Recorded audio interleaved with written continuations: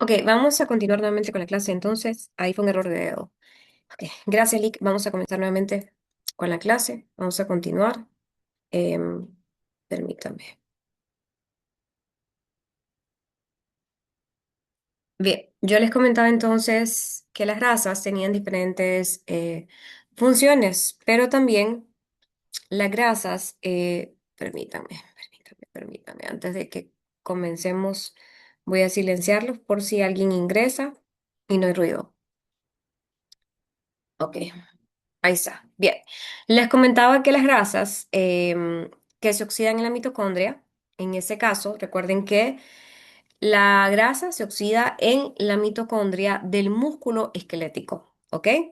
Esa es la célula que está en el músculo es la única capaz de oxidar las grasas. Entonces, cuando estamos haciendo actividad física, las grasas pueden venir de diferentes depósitos energéticos. De hecho, esa utilización de grasas permite sostener el esfuerzo, sobre todo cuando hacemos actividades de larga duración. Entonces, ¿de dónde provienen las grasas? Sería la pregunta cuando estamos haciendo actividad física. Bueno, número uno, las grasas pueden venir del tejido adiposo. Definitivamente vamos a decir que es el principal reservorio de energía en el organismo, desde donde los ácidos grasos se liberan hacia la sangre para ser usados como fuente de combustible por parte del músculo. Si lo recuerdan, las grasas se almacenaban en el tejido adiposo, luego se desprendían de ese tejido y lo hacen a través de diferentes hormonas. Pero también puede ser que las grasas se usen o que ese tipo de grasa también se use de los triglicéridos musculares. Estos se encuentran dentro de la fibra del músculo y además de eso permite un suministro directo de energía durante la contracción. Yo creo que en alguna clase les proyecté una imagen, creo que fue la clase uno de las fibras tipo uno, que son las fibras que predominan en atletas de resistencia. Y yo les proyecté una fotografía de una biopsia que se le hizo a un atleta de fibras tipo uno y ahí se puede visualizar perfectamente cómo las gotitas lipídicas se encuentran cerca de la periferia de la fibra, ¿ok? Y eso lo hacen dentro de la fibra muscular. ¿Qué permite eso? Permite que haya un suministro rico de energía durante la contracción. Por eso es que la gente que practica deportes de resistencia de repente tiene una tendencia a oxidar las grasas mucho más eficiente que una persona que solamente practica deportes de fuerza, ¿verdad? Entonces, recuerden que el músculo es altamente adaptable. Entonces, y las fibras pueden ser plásticas y manipulables hasta cierto punto. Entonces, tienen esa particularidad, sobre todo las fibras tipo uno, en donde los ácidos grasos se encuentran muy cerca de la periferia de la fibra. Además de eso, los ácidos grasos también pueden venir de triglicéridos plasmáticos. Ahora bien, el papel de estos ácidos grasos todavía como que es debatido, ¿ok? Pero pueden contribuir como fuente de ácidos grasos en ciertas condiciones. El aporte es relativamente poco, ¿verdad? Entonces, aquí tenemos una molécula de triglicérido. Vemos ahí que es la forma más común de almacenar grasa en el organismo. Entonces, la estructura combina tres moléculas de ácidos grasos, ahí ustedes pueden ver, y una molécula de glicerol. Entonces, este diseño de ese ácido graso le permite almacenar una gran cantidad de energía en poco espacio, ¿ok? Siendo el combustible de reserva más eficiente. Entonces, cuando estamos haciendo actividad física, los triglicéridos se descomponen y van a liberar esos ácidos grasos que se oxidan en la mitocondria. ¿Y qué va a pasar? Se va a producir ATP, ¿ok?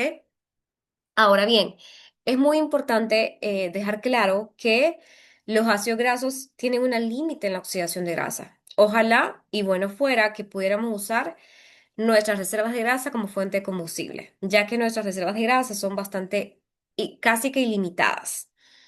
¿Ok? Entonces, en comparación a la cantidad de glucógeno que podríamos almacenar, que hemos dicho en diferentes clases que la cantidad máxima de glucógeno que una persona puede almacenar a nivel muscular pueden ser 900 gramos. Y estamos hablando de gente con una cantidad de músculo muy alta, pero esta cantidad se puede ver disminuida o comprometida si tenemos poco músculo. Entonces, si comparamos la cantidad de carbohidratos que puede almacenar el cuerpo a nivel de tejido muscular en comparación con el reservorio que tenemos de grasa corporal, es una diferencia abismal. Pero eso tiene una explicación. y es que la grasa tiene una limitación en la oxidación. Entonces, aunque la grasa es una fuente abundante de energía, la oxidación de la grasa tiene límites y no siempre puede incrementarse de forma indefinida. Entonces, ¿cuáles serían las preguntas claves que nos tendríamos que hacer? Número uno, ¿por qué la grasa se oxida a tasas más altas en ciertas condiciones? Bueno, factores como la intensidad del ejercicio, la disponibilidad de oxígeno y también la regulación enzimática van a limitar el uso de grasa como fuente de combustible.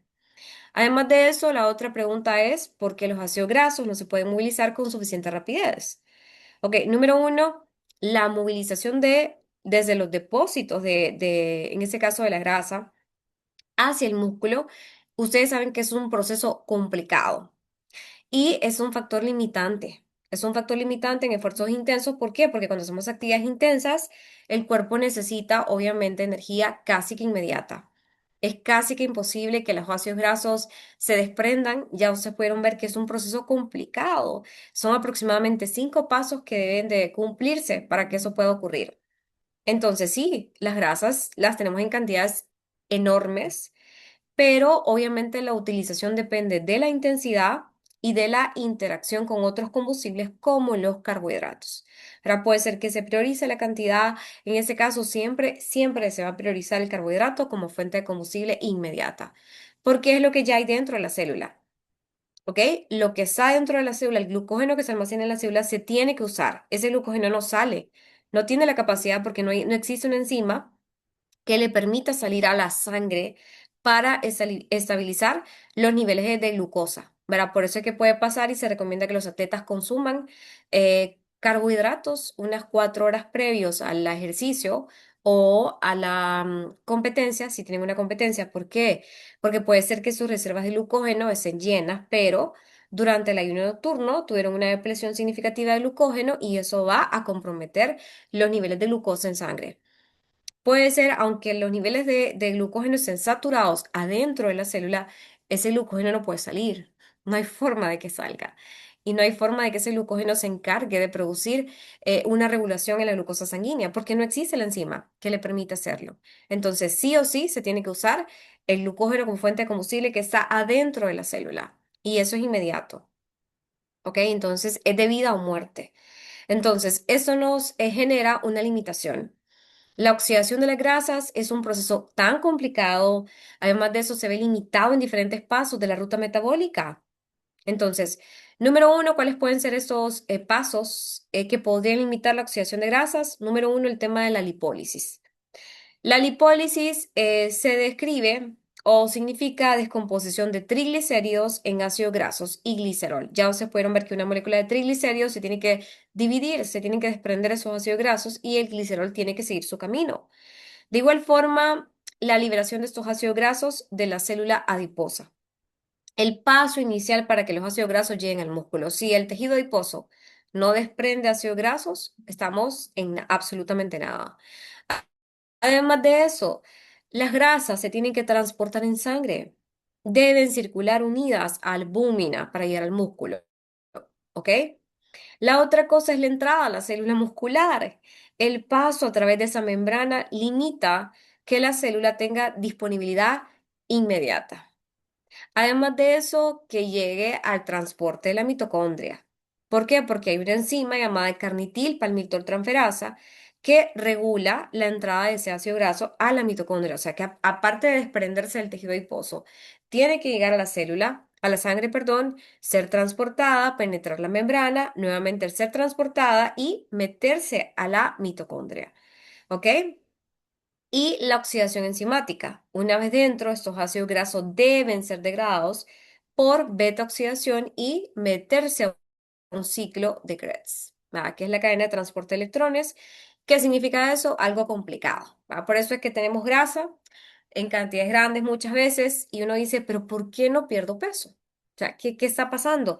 Si se fijan, es un proceso complicado que tiene que estar regulado por hormonas, por enzimas. Y obviamente está bastante mediado por el ejercicio. Entonces, si hablamos de lipólisis, vamos a decir que la mayoría de los ácidos grasos se almacenan como triglicéridos. Ya dijimos que están almacenados como triglicéridos, pero lo hacen en el tejido adiposo subcutáneo, ¿ok? Entonces, para ser movilizado como energía, primero se tiene que movilizar mediante la lipólisis. ¿Qué va a pasar con la lipólisis? En este caso, los adipocitos, que son las células del tejido adiposo, contienen lipasas. Las lipasas son las encargadas de romper los triglicéridos. Además de eso, tiene que haber una enzima. La enzima se conoce como lipasa sensible a las hormonas, que está por acá, ¿no? Y esa divide el triglicérido y los ácidos grasos. ¿Ok? Perdón, el ácido graso y y el glicerol, ¿verdad? Entonces, ese proceso está regulado por quién está regulado. Por eso es que ustedes van a ver que muchos productos para pérdida de peso contienen estimulantes. Vamos a encontrar cafeína, vamos a encontrar yombina, vamos a encontrar taurina. ¿Por qué? Porque esos van a regular el sistema nervioso simpático. ¿Cómo lo van a hacer? Tienen que liberar catecolaminas. Si no hay liberación de catecolaminas, como ser epinefrina, en este caso la epinefrina, por ejemplo, puede estimular a la lipólisis. La insulina también tiene que estar inhibida, ¿verdad? Y eso favorece el almacenamiento de grasa. Entonces, de esa manera, la lipólisis, vamos a decir que actúa como un primer paso crítico para que podamos disponer de esos ácidos grasos durante estamos haciendo actividad física. Ahí se pueden ver que la epinefrina, la insulina, todo eso tiene que ver. Definitivamente estas hormonas catecolaminas y la insulina tienen que estar inhibidas. Si la insulina no se inhibe, significa que no hay pérdida de grasa. Si la insulina está alta, por eso es que los carbohidratos detienen la pérdida de grasa muchas veces, ¿verdad? Y la insulina también promueve o conserva o evita la degradación proteica, ¿verdad? No produce síntesis proteica, pero sí la detiene, la previene y la evita hasta cierto punto, ¿ok? Entonces, ahí se pueden ver que depende de hormonas, son procesos complicados. Ahora bien, también depende de lipoproteínas plasmáticas. Ya dijimos que los triglicéridos se transportan en lipoproteínas plasmáticas. ¿Por qué? Porque son hidrofóbicos y necesitan una proteína que los transporte y ese proceso no es tan sencillo. De hecho, muchas veces los ácidos grasos se captan de forma muy lenta. Y vamos a decir que muchas veces el aporte de esas lipoproteínas plasmáticas puede representar menos del 3% del gasto energético durante el ejercicio prolongado. ¿Ok? Al menos en el caso de las lipoproteínas plasmáticas, vamos a decir que la contribución de ese tipo de ácido graso es mínima, comparada como por ejemplo los ácidos grasos que sí se desprenden del tejido adiposo o de repente los triglicéridos que están a nivel intramuscular. Sin embargo, en situaciones de ayuno o ejercicio de larga duración, se puede aportar un esfuerzo adicional, ¿verdad? Y los triglicéridos a nivel intramuscular. Creo que esta es la fotografía que les mencionaba. Ahí está. Bien, los triglicéridos intramusculares representan una fuente clave de energía. Ahí ustedes pueden ver una biopsia. Esto es la célula muscular y aquí ustedes pueden visualizar una gotita lipídica. ¿Verdad? Probablemente esa sea la fibra tipo 1, que es un tipo de fibra oxidativa. Recordemos que contienen mayor aporte de ácidos grasos de cadena corta si lo comparamos con la fibra tipo 2, ¿ok? Y esas reservas se encuentran en forma de gotitas de lípidas. Ahí ustedes pueden ver que son muy próximas a la mitocondria y eso facilita que se puedan oxidar. Entonces, durante el ejercicio se ha visto en biopsia que estas gotitas que están acá van a ir disminuyendo de tamaño. Y eso confirma la utilización de estas gotitas lipídicas como fuente de combustible. ¿Va? Entonces, se ha visto en biopsias, se toman biopsias inicialmente y después, y se puede visualizar que van disminuyendo de tamaño. ¿Ok? Entonces, ¿qué hay de las grasas como fuente de combustible durante hacemos actividad física? Ya dijimos que las grasas definitivamente constituyen una de las principales fuentes de energía para el organismo, ¿verdad? Sobre todo si estamos haciendo actividades de larga duración, definitivamente las grasas van a ser las encargadas de sostener esas actividades de larga duración. A veces pasa que estamos aportando carbohidratos. ¿Qué hay del aporte de carbohidratos intraentreno o durante competencia? Por ejemplo, si las actividades de ejercicio no son tan largas, Podríamos preservar tejido adiposo, pero en actividades como por ejemplo un Ironman, en donde estamos hablando de que los atletas competitivos terminan su competencia, al menos los hombres pueden terminar sus competencias en 5 horas sin parar, obviamente, ¿no? Entonces, en este tipo de actividades de larga duración, de muy, muy larga duración, sí se pueden comprometer las reservas de grasa corporal. De hecho, hay muchos atletas de alto rendimiento que se van a competencias para moldear la composición corporal o para perder grasa. O sea, no lo hacen para rankear ni para hacer una marca que los clasifique a otra competición, simplemente usan las competencias para pérdida de grasa corporal. Esto es muy común en el alto rendimiento. Entonces, ¿qué pasa con la oxidación de las grasas en el ejercicio? ¿Ok? Entonces, la oxidación de las grasas en reposo y durante el ejercicio. Es importante que sepan que en reposo, por ejemplo, después de un ayuno nocturno, gran parte de la energía proviene muchas veces de la oxidación de los ácidos grasos, que se liberan de ese tejido adiposo, ya que los niveles de insulina muchas veces se comprometen. Muchas veces son bajos y predomina la señal que favorece a la lipólisis. Entonces, durante el ejercicio, cuando hacemos actividades moderadas, las concentraciones de ácidos grasos en sangre van a aumentar, ¿ok? Y eso puede llevar incluso a 1 milimol por litro en los primeros 60 minutos posteriores al inicio de la actividad. Entonces, la epinefrina, como les comentaba, por eso esos productos que se usan para pérdida de grasa contienen energizantes o estimulantes que lo hacen a través de la liberación de catecolaminas. La epinefrina, por ejemplo, estimula que haya lipólisis. En cambio, la insulina la inhibe. Eso modula la disponibilidad de grasa como fuente de energía. Por eso es que si estamos comiendo, cuando estamos haciendo competencias de larga duración, obviamente el aporte de los ácidos grasos como fuente de combustible durante actividades de larga duración no se van a ver tan comprometidos. Es probable que sí, que se pierda grasa corporal y que se pierda peso, pero no tanto como si no comiéramos. Si no comiéramos absolutamente nada, para empezar, sería casi que imposible terminar la actividad física y el aporte de grasa se usaría como fuente de combustible. ¿Qué significa eso? Que no habría disponibilidad inmediata de energía.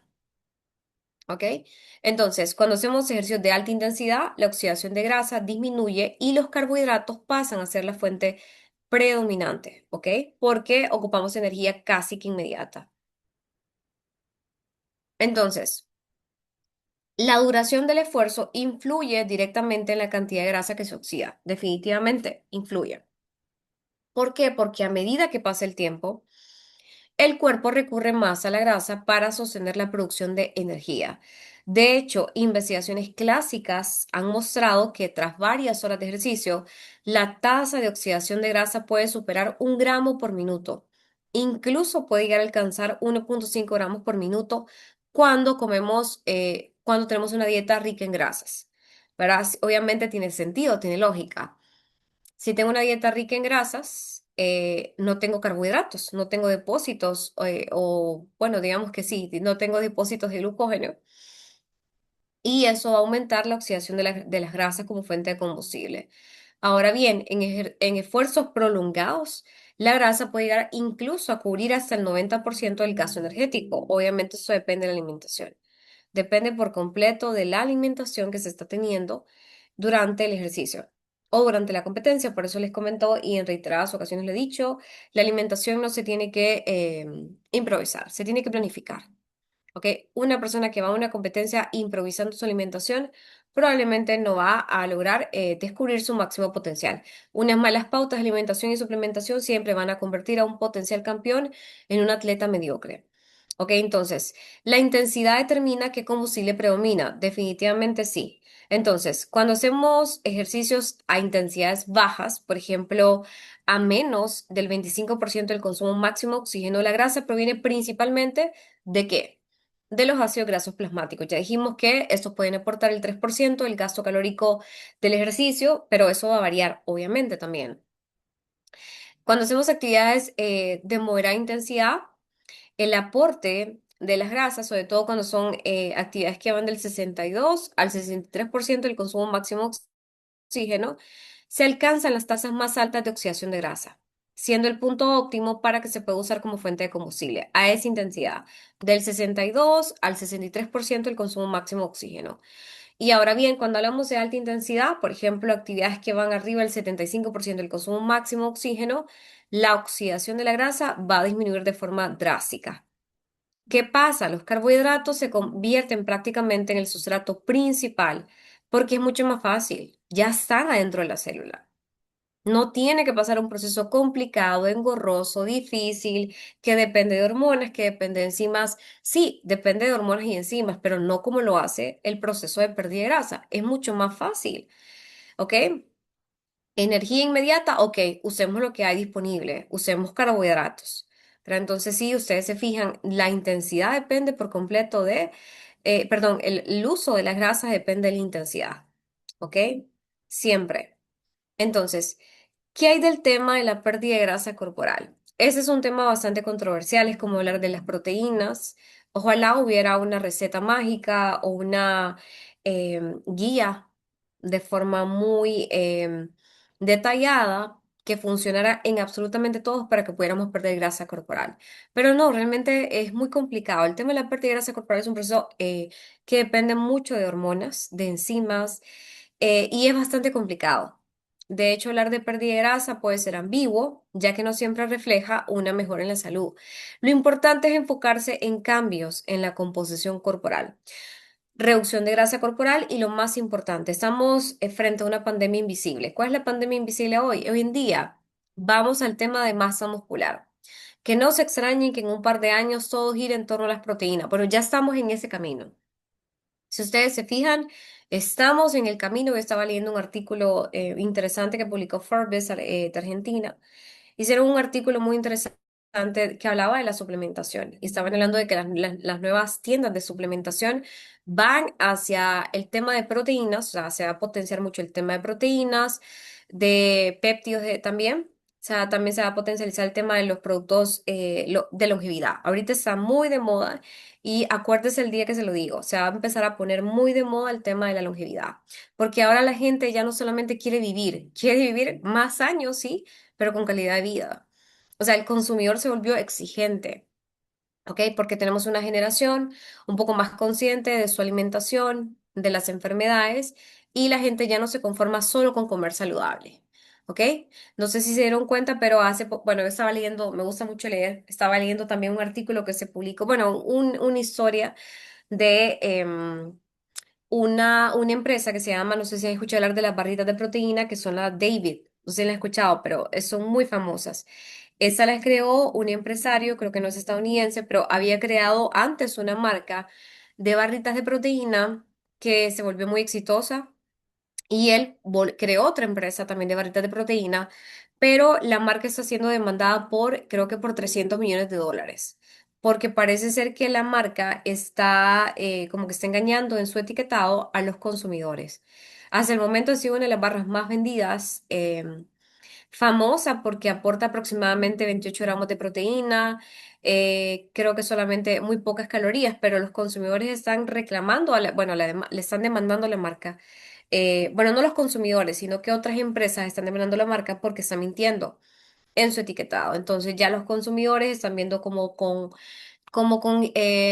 poca credibilidad la marca. ¿Verdad? Entonces ahora el consumidor se volvió más exigente todavía. Ya no solamente le importa una barrita de proteína, ahora se fija en otras cosas, los ingredientes que contiene, si son orgánicas, si no son orgánicas, si tienen ¿cómo se llama? Ingredientes funcionales. Es una locura, ¿verdad? Pero el consumidor se está volviendo muy exigente. Entonces, vamos al tema de la masa muscular. Como les decía, estamos frente a una pandemia invisible de sarcopenia, ¿verdad? Y a eso le vamos a sumar, y de hecho les cuento que la sarcopenia se ha intensificado en los últimos años. ¿Por qué? Porque tenemos hoy en día diferentes opciones para pérdida de peso. ¿Qué tenemos? Tenemos los famosos fármacos que ayudan a perder peso. Con el tema de los Ozempic, hubo pérdida de peso increíble en el mundo. ¿Qué está pasando? Tenemos pérdida de músculo también. Y eso compromete no solamente, si se pierde masa muscular, se compromete la densidad ósea. O sea, entiendan que no solo es músculo, entiendan que no solamente físico, que no solamente es estética.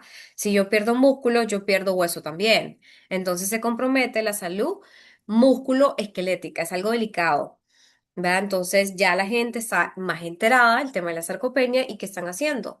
Comiendo proteína a lo loco. ¿Verdad? Entonces, la pérdida, continuando con eso, la pérdida de grasa depende principalmente, ya sabemos que la alimentación, eso jamás lo vamos a poder obviar. Y lo más importante, tiene que haber un déficit calórico que sea sostenible y que sea moderado. Intentar perder grasa sin asesoría te va a llevar a una reducción excesiva de masa muscular. Y eso es muy común, ¿verdad? Ahora todo el mundo quiere, se mete con el médico, se mete con el nutricionista, en donde más se diga, perdió tanto peso, perdió 40 libras, pero ¿de qué perdió las 40 libras? Yo quiero saber de qué. ¿Fueron de masa muscular? ¿Fueron de agua? ¿Cuánto fue de grasa? ¿Cuánto fue de agua? ¿Cuánto fue de músculo? Porque se comprometen las reservas de músculo. Entonces, definitivamente te va a llevar a una reducción excesiva de masa muscular. ¿Qué significa eso? Si yo pierdo masa muscular, ¿qué va a pasar? Mi metabolismo basal va a disminuir, ¿ok? Porque el músculo consume más calorías en estado de reposo, aproximadamente unas 45 kilocalorías. Si yo pierdo masa muscular, entonces sí, perdí peso. O sea, genial, me perdí 20 libras en un mes, pero ¿qué tal que de esas 20 libras yo haya perdido 15 de músculo y perdí 5 de agua? Digamos que una persona que se somete a una dieta de frutas, de verduras durante todo un mes, pierde 20 libras. Yo he visto esos casos. 15 libras son de músculo y 5 de agua. Qué terrible, perder 15 libras de músculo, eso es preocupante. ¿Qué va a pasar? Va a pasar que vas a recuperar el peso que perdiste, pero esta vez va a ser el doble el peso que perdió y en grasa. Entonces, definitivamente tenés que buscar ayuda de un profesional. Eso va a evitar también que hayan desequilibrios nutricionales y problemas hormonales. Además, cuando las dietas son muy restrictivas y mal planificadas, van a provocar un efecto rebote. Eso téngalo por seguro.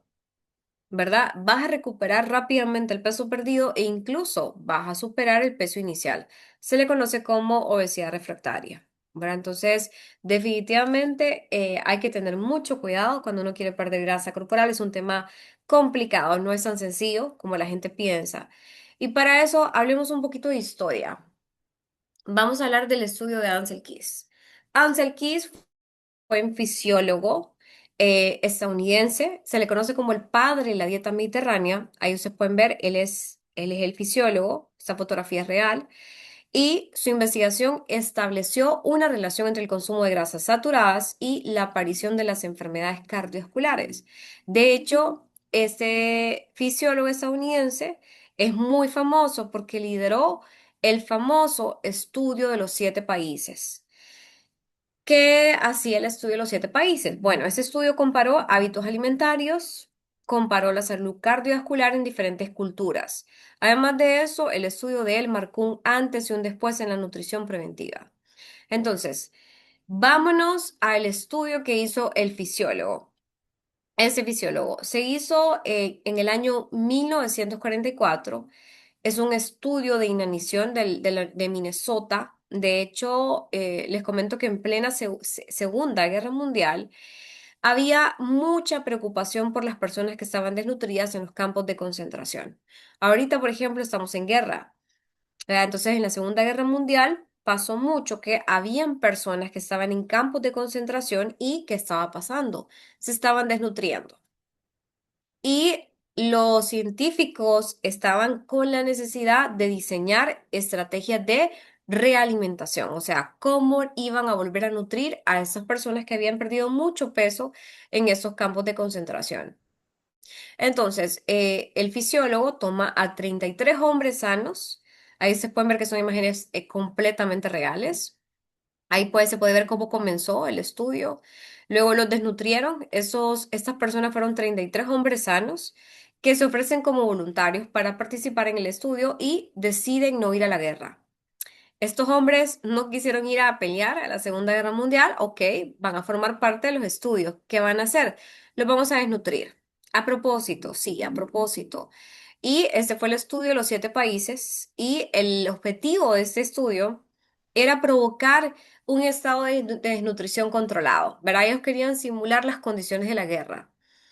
Entonces ahí ustedes pueden ver que comenzaron bien nutridos y ahí se puede ver cómo terminaron. Desnutridos, con porcentajes de grasa bastante bajos, sarcopénicos, ahí se puede ver con sarcopenia, los ponían a correr y el objetivo del estudio pues era provocar un estado de desnutrición controlado, ¿verdad? Y luego estudiar cómo se podía recuperar la salud a través de alimentación. Eso lo querían replicar en los soldados. Una vez que vinieran de la guerra, obviamente venían desnutridos, venían con pérdidas significativas de peso y lo que querían era ver cómo se podría realimentar el ser humano, ¿verdad? No existía lo que tenemos hoy en día, una gran database de estudios, en aquel entonces no era así. Esto fue en el año 1944, el estudio de Minnesota. Entonces, si no lo sabían, es algo muy interesante. Y el estudio, ahí les comento que fue en 1944, ¿verdad? Que las personas se ofrecen a formar parte del estudio en lugar de ir a la guerra. Entonces, el estudio consistía en tres fases. Tenemos la fase uno. La fase uno, la alimentación era normal. De hecho, durante 3 meses, los participantes recibieron aproximadamente unas 3.200 kilocalorías para establecer un estado basal de salud y peso. Se les daba lo que el cuerpo ocupaba. ¿Verdad? Recuerden que el estudio es muy importante mencionar que fue hecho en hombres, no en mujeres. Esa es otra cosa. La mayor parte de los estudios muchas veces se hacen en hombres, ¿verdad? Entonces, fueron hombres. Aparte de eso, son hombres, son estadounidenses, o sea, y gente muy alta, gente con bastante peso. Y obviamente el gasto calórico total era de 3.200 kilocalorías. Lo que querían era establecer un estado basal de salud y peso. ¿Ok? La fase 2 consistía en una restricción calórica. De hecho, durante 6 meses se redujo la ingesta a 1.800 kilocalorías. Eso se combinó con ejercicio cardiovascular. Ellos corrían aproximadamente unos 35 kilómetros semanales, lo que significa que corrían aproximadamente unos 5 kilómetros al día, aproximadamente, ¿no? Entonces, solamente se les daba 1.800 kilocalorías, pero lo preocupante es que tenían un déficit de 1.200 calorías. O sea, era preocupante. O sea, aparte de que eran grandes, de que eran altos, de que tenían probablemente comenzaron el estudio, ellos comenzaron siendo evaluados en el estudio con una buena cantidad de masa muscular. Recuerden que eran personas activas. Entonces, ¿qué significa eso? Que tenían tasas metabólicas basales altas. ¿Verdad? Entonces, una vez que lo someten durante 6 meses, se les da una ingesta de 1.800 calorías. Eso no es nada para un hombre. Aparte de eso, los ponen a hacer ejercicio cardiovascular. Imagínense 5 kilómetros diarios, ¿verdad? Y eso les generaba un déficit de 1.200 kilocalorías. Y la fase 2 obviamente perdieron mucho peso, ¿verdad? Se reportaron pérdidas significativas y ustedes pueden ver las imágenes. Quedaron extremadamente delgados. Ahí se puede ver, los están midiendo. Pasaban cansados, pasaban fatigados, sin energía, con mucha ansiedad. Ahí se pueden ver que pasaban acostados, se desesperaban. Y en la fase 3 consistía en realimentarlos. ¿Verdad? Ya los habían sometido a desnutrición, obviamente estaban simulando las condiciones de la guerra, en donde se pierde mucho peso, y luego la realimentación de estas personas. Durante 3 meses, los participantes fueron controlados con una dieta de 3.200 kilocalorías. Y después de que se les controló, obviamente los participantes se les dio permiso de que comieran lo que querían. O sea, ellos, wow, comían lo que ellos querían, sin control, sin cuidar el tipo de alimentación que se les daba, podían hacer lo que ellos querían. Al final, obviamente eso tuvo resultados. Tuvo resultados fisiológicos y además de eso psicológicos. ¿Qué produjo ese estudio? ¿Cuáles fueron los resultados que se vieron? Número uno, la restricción calórica provocó pérdida de grasa y de masa muscular. Obviamente, cuando uno hace un plan de pérdida de peso, va a perder grasa corporal, sí, pero también sacrifica masa muscular. Y ojo, se puede perder más masa muscular en un plan con restricción calórica si tu aporte de proteína es insignificante. Ahora, si solamente te dedicas a reducir las porciones y a comer una cantidad mínima de proteína, vas a perder una cantidad de masa muscular brutal. Entonces, eso demuestra que la reducción de peso sin control compromete la fuerza. Compromete la fuerza, compromete la funcionalidad física y el tejido esquelético, o sea, el tejido musculoesquelético se ve comprometido. De igual forma, los investigadores observaron un impacto psicológico, ¿verdad? Que había mucha depresión. Había depresión, tenían apatía, estaban completamente irritables y desarrollaron una obsesión extrema por la comida. De hecho, algunos participantes incluso se convirtieron en cocineros después de salir del estudio. ¿Ok? Se obsesionaron completamente con la comida al punto de convertirse en chef, en cocinero después del estudio. Entonces, en sus momentos de ocio incluso, los voluntarios dedicaban su atención a todo lo que tenía que ver con la alimentación. En las pláticas se miraba que hablaban solamente de comida, leían recetas, iban al cine para ver escenas donde aparecía gente comiendo. Eso obviamente después de que se les dio chance de comer todo lo que quisieran, ¿verdad? Entonces, ahí ustedes pueden ver que eso ocurre también con las dietas, cuando son dietas mal elaboradas. Cuando volvieron a una vida normal, la grasa corporal aumentó de forma acelerada, mientras que la masa muscular apenas se recuperó. O sea, que después de esas pérdidas drásticas de peso, empezamos a aumentar de peso de forma rápida, acelerada. Y lo más preocupante es que la masa muscular apenas se recupera. Cuando se les permitió comer sin restricción, los participantes desarrollaron episodios de hiperfagia extrema. Es decir, los pacientes podían tener atracones perfectamente. Incluso podrían comer, se vio que se podían comer hasta 5.000 kilocalorías en una comida. Y al poco tiempo que pasaba, volvían a tener hambre. Entonces, eso confirmó que tras una restricción severa, ¿qué va a pasar? El cuerpo responde con urgencia para recuperar energía. ¿Qué va a pasar? Se favorece la acumulación de grasa y eso explica por qué tenemos efecto rebote, ¿verdad? Porque el cuerpo, eh, bueno, lo toma como estado de alerta. Cuando hay esa pérdida de peso excesiva, drástica, rápida, el cuerpo va a responder con urgencia y el cuerpo necesita recuperar energía. Lo poquito que usted le dé o lo que le dé de comer lo va a acumular como grasa y aquí se explica el efecto rebote que tenemos. ¿Ok? Entonces, ¿cuál es la moraleja de todo esto? Moraleja, si se matan de hambre, van a salir perdiendo. No se trata de comer lo menos posible, hacer dietas de 500, de 800 calorías. Lo importante es que te aprendas a nutrir de forma adecuada. Las dietas demasiado restrictivas, cuando se combinan con exceso de ejercicio, sí, van a provocar una pérdida de peso, definitivamente, pero a un ritmo que el cuerpo definitivamente no va a sostener y al final del día eso te va a generar un efecto rebote. Además, es muy importante mencionar que este tipo de dietas causan una disminución marcada de leptina. La leptina es una hormona de la saciedad, lo que aumenta el hambre y además de eso facilita muchas veces la recuperación del peso perdido. Lo más preocupante y lo que quiero que ustedes se lleven a la casa el día de hoy es que esas adaptaciones metabólicas no son pasajeras.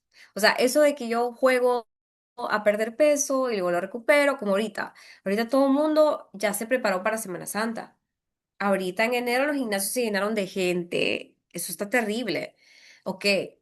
Luego se pierden 2 semanas antes de Semana Santa y regresan una semana después de Semana Santa. O sea, prácticamente se volvieron sedentarios por 3 meses. El cuerpo pierde músculo muy fácil. Está comprobado que los 7 días de dejar de hacer actividades de fuerza, usted ya compromete la masa muscular. Y estamos hablando de gente que no tiene lesiones. O sea, si usted 7 días no hizo ejercicio, ya se comienzan a reportar las pérdidas de masa muscular. A los 15 días usted ha perdido casi el total del peso que ganó.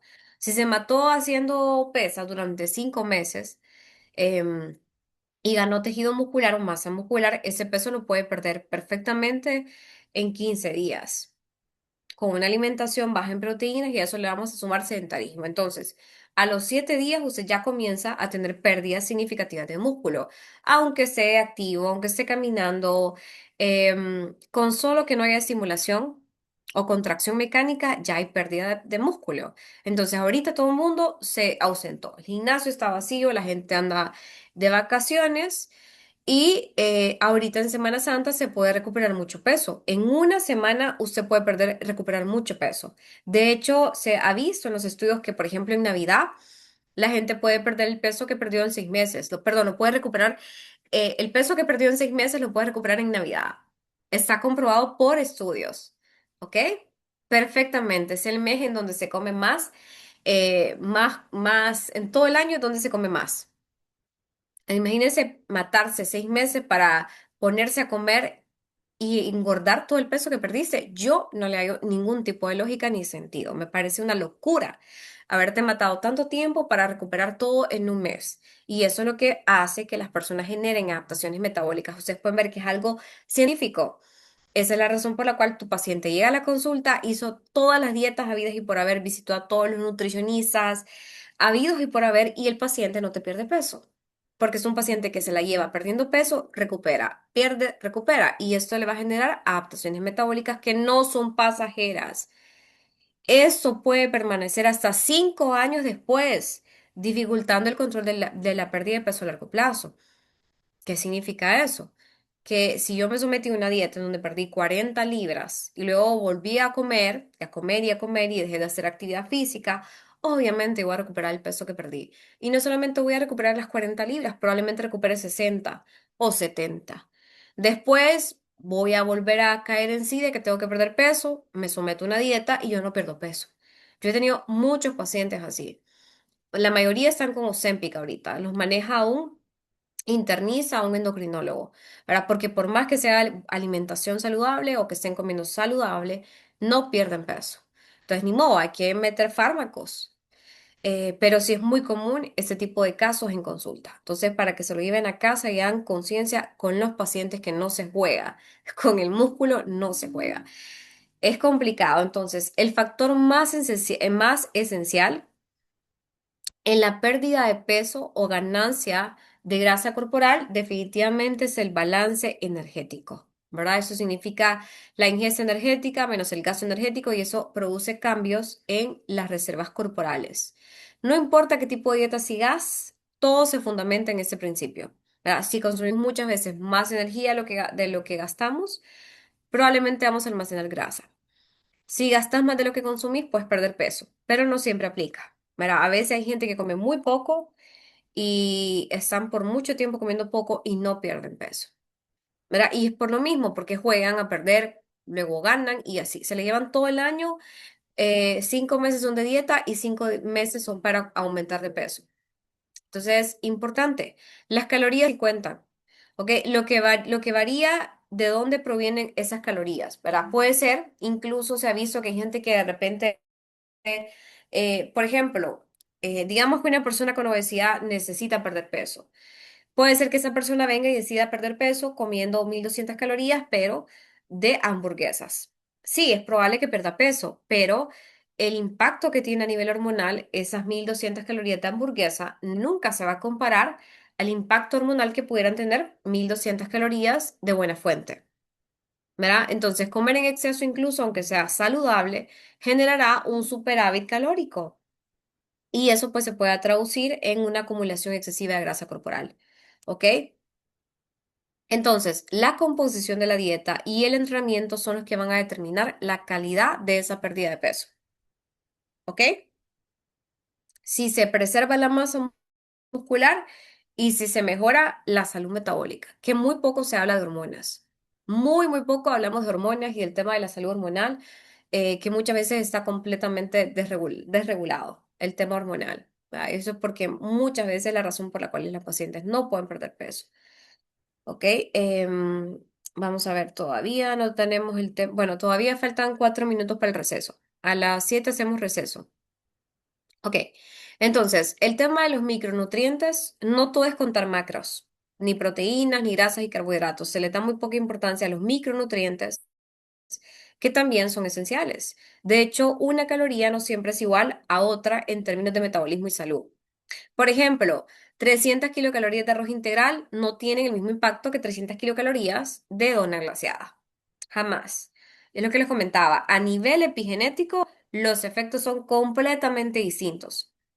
Los alimentos ultraprocesados y pobres en nutrientes van a afectar, obviamente, la microbiota intestinal. Ustedes no son ajenos al tema de la microbiota. Está de moda, por cierto. Ahorita está de moda microbiota y longevidad. La gente está hablando y esto va aumentando, ¿verdad? Cada vez más personas investigando la microbiota, pues ahí se ha visto que residen muchas enfermedades. De hecho, por ejemplo, hay asociación entre autismo, microbiota. No sé si han visto, pero hay un documental muy interesante en Netflix, probablemente ya muchos de acá lo vieron, en donde se habla de la microbiota y hablan mucho del trasplante fecal. El trasplante fecal, bueno, de hecho en el documental se observa que una chica se consume unas cápsulas que fueron hechas con las heces de su novio, de su hermano, perdón. Se hace un trasplante fecal. Entonces, recuerden que las heces tienen una cantidad significativa de bacterias. ¿Qué va a pasar? Entonces se toman las pastillas que fueron hechas de las heces de su hermano y ella era muy depresiva, pero su hermano no tenía depresión, entonces se le quitó la depresión, pero le dio acné porque su hermano tenía acné. Entonces después se hizo un trasplante fecal del novio, el novio tenía ciertas cosas malas y así. Un relajo. Pero bueno, el tema de la microbiota real es crucial. Va a repercutir impresionantemente en el metabolismo, en la saciedad y en la inflamación. En conclusión, las calorías importan, la calidad de esas calorías importa aún más, para no solamente cuidar la calidad, la cantidad, perdón, de calorías que se consume, sino la calidad que se consume, sobre todo por el tema epigenético. Ok, voy a dejar de compartir pantalla. No sé si hay consultas, dudas, comentarios. Me está preguntando Roxana si una mujer que está en menopausia o perimenopausia le cuesta perder grasa. Sí, bastante. Definitivamente, las mujeres nos quejamos mucho del periodo menstrual. Eso como que decimos, pucha, la menstruación, qué terrible todos los meses, es doloroso, es cansado, pero bueno, la menstruación es algo increíble, es algo que te hace perder más peso, que te ayuda a mantener masa muscular, que tiene tu piel, que mantiene tu piel hidratada, y el declive de la mujer viene cuando deja de menstruar. Ahí viene el declive y es un declive rápido. O sea, no es como los hombres que de repente no funciona tanto así. En las mujeres sí existe un declive brutalmente cuando deja de menstruar. Entonces ya empiezan a experimentar menos pérdida de peso, aumentan masa muscular con mucha dificultad y es un problemón, ¿verdad? Por eso se busca que se retrase en la medida de lo posible, bueno, que siga por mucho más tiempo el tema mensual, ¿verdad? Entonces sí, sí afecta bastante. Ok, permítame, voy a dejar de silenciarlos. No sé si alguien tiene alguna consulta o duda, pueden hacerla sin problema o algún aporte a la clase.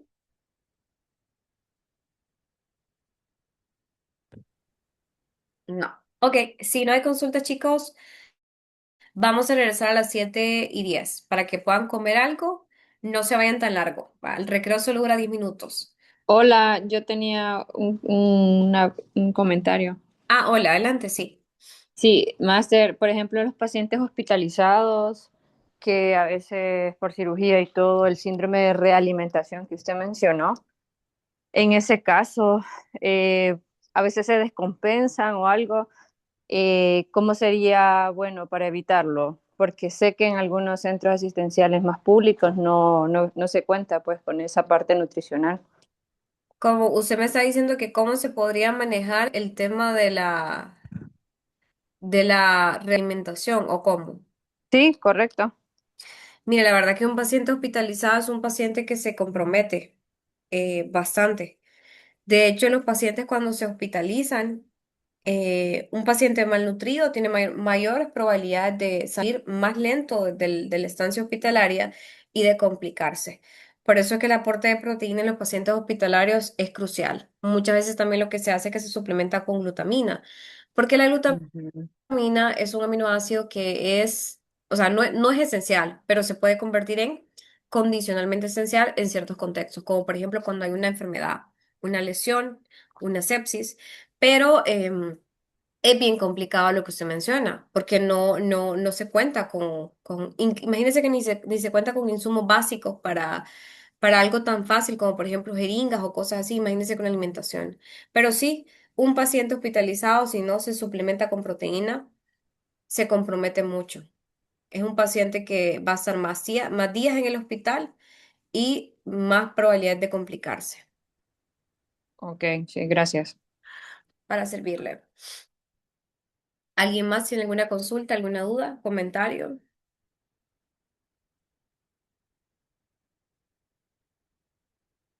No. Ok, bueno, si no hay consultas, regresamos aquí a las 7:12. ¿Ok?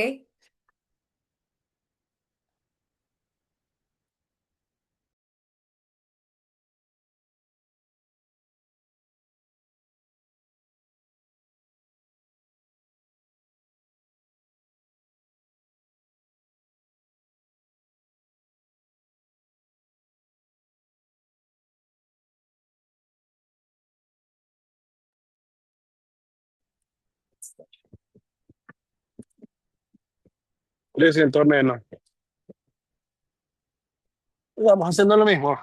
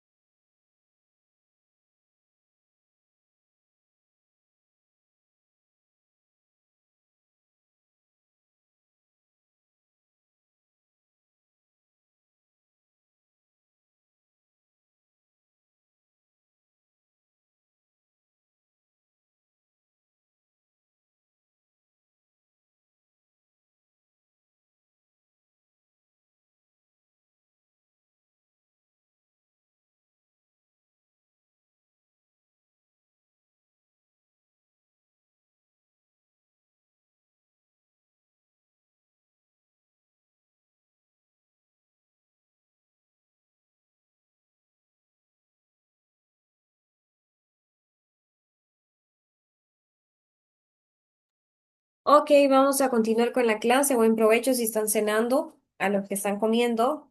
Ya casi terminamos.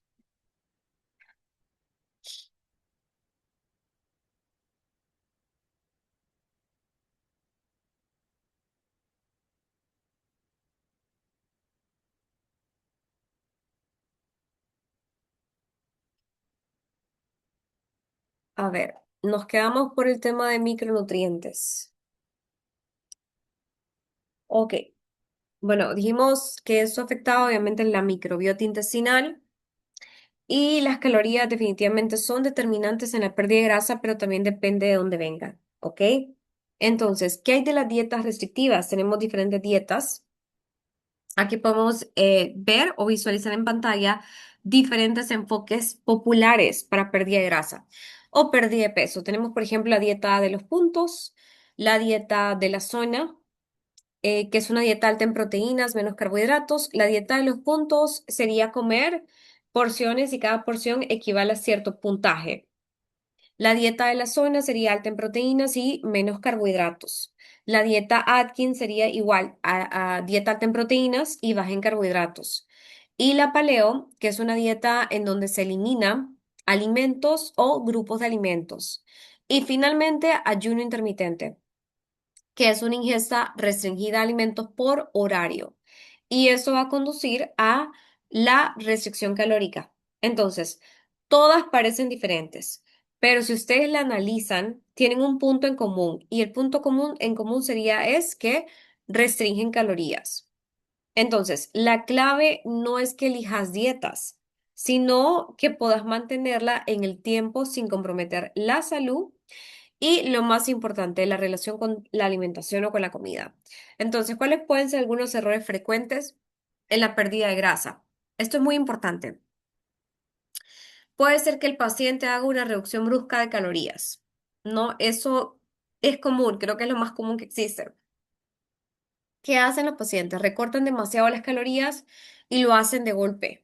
Por ejemplo, si el paciente estaba consumiendo 3.000 calorías, viene y se baja a 500 o se baja a 800 y lo hacen de golpe. Entonces, eso provoca una caída drástica en el metabolismo basal, ¿no? Porque empiezan a perder peso, el metabolismo basal se viene abajo y el cuerpo interpreta esta restricción como una escasez de alimento y activa el mecanismo de ahorro energético que va a dificultar la pérdida de grasa corporal y aumenta el riesgo de perder masa muscular. También vamos a tener estrategias que son insostenibles. Esto es muy común. Dietas extremas. Los pacientes comienzan a eliminar grupos de alimentos. Es más, eliminan las grasas. O sea, las grasas las quitan de la dieta. Te dicen como, ok, para perder peso hay que quitar las grasas. Eliminan todo, aceite de oliva, el aguacate, las semillas, el huevo, ¿no? Entonces hacen dietas muy estrictas o de repente lo complementan con rutinas de ejercicio exageradas. Lastimosamente, este tipo de estrategias son insostenibles, no se pueden mantener a largo plazo. ¿Qué van a generar? Van a generar frustración en el paciente. El paciente abandona el plan y producimos el famoso efecto rebote. Además de eso, los plazos y objetivos son poco realistas. Estamos acostumbrados a que todo tiene que ser rápido, y más con la era de las redes sociales, lastimosamente nos metieron la idea de que todo era rápido, el éxito, la pérdida de peso, absolutamente todo, porque nos vendieron una idea que no es cierta. Eso solamente ocurre con las celebridades, muchas veces, pero realmente todo lo que es planes son a largo plazo. Definitivamente todo lo que tenemos que fijarnos en la vida tiene que ser a 10 años, mínimo, muchas veces. Son objetivos muchas veces poco realistas. Entonces, esperar perder muchos kilos en poco tiempo suele ser contraproducente porque el proceso requiere paciencia, ¿ok? Y constancia. Entonces, ¿qué va a pasar si yo me planteo una meta irreal? Me voy a frustrar y va a aumentar la probabilidad de abandonar mi plan de alimentación. Además de eso, hay demasiada atención a los pequeños detalles. Por ejemplo, fijarse solo en trucos o en alimentos específicos como por ejemplo té verde, jugo detox, desvía el foco de lo verdaderamente importante, que es el balance energético, la calidad de la dieta y la herencia. Yo siempre pongo el ejemplo. Por ejemplo, si usted intenta, bueno, si usted tiene una almohada Una almohada es algo que es suave y la golpea contra la pared, aunque usted la golpee demasiado, va a ser muy difícil que se rompa. Muy, muy difícil. Pero si por lo contrario usted agarra una vara rígida y la golpea contra la pared, la va a quebrar muy fácil, ¿verdad? Y eso que nos dice que una persona con hábitos muy rígidos, que no son flexibles, se termina por quebrar, se autosabotea sola. En cambio, una persona un poco más flexible, quizás con objetivos un poco y metas un poco más a largo plazo, va a ser mucho más difícil que el paciente se quiebre en el proceso. ¿Verdad? Entonces, muchos pacientes incluso eliminan los carbohidratos. Ya hemos dicho que los carbohidratos no son enemigos, son necesarios. Obviamente retenemos agua por cada gramo de carbohidrato y eso produce aumento de peso, que no se traduce en aumento de grasa corporal. Simplemente la célula se hidrata, se hincha y hay aumento de peso, pero eliminarlos totalmente puede llevar a fatiga.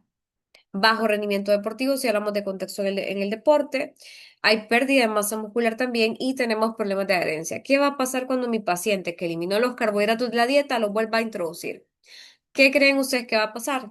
Probablemente el paciente recupere el peso que perdió. Entonces, lo correcto va a ser siempre ajustar cantidades y priorizar carbohidratos de alta calidad.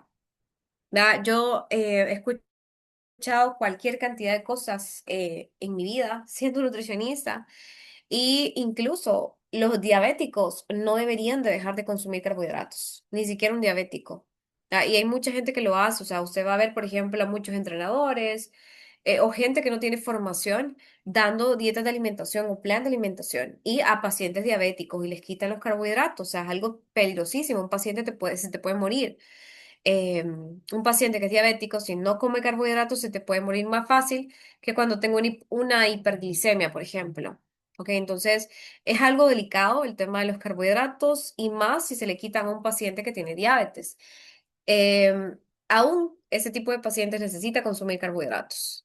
¿Verdad? Lo correcto siempre es ajustar las cantidades y priorizar el tipo de carbohidrato que se consume y proteína insuficiente. Definitivamente la proteína es esencial para preservar la masa muscular durante un déficit calórico. Por eso es que ustedes vieron en las gráficas o en las tablas que les compartí que cuando se quiere perder peso o grasa corporal, el requerimiento de proteína se ve aumentado y de forma significativa. Si ustedes pudieron ver, los pacientes tenían que consumir entre 2,2 a 2,5 gramos de proteína muchas veces, si el paciente no tiene sobrepeso. Entonces, la proteína es crucial, ¿verdad? Porque un consumo bajo aumenta la pérdida de músculo y, lo más importante, reduce la saciedad.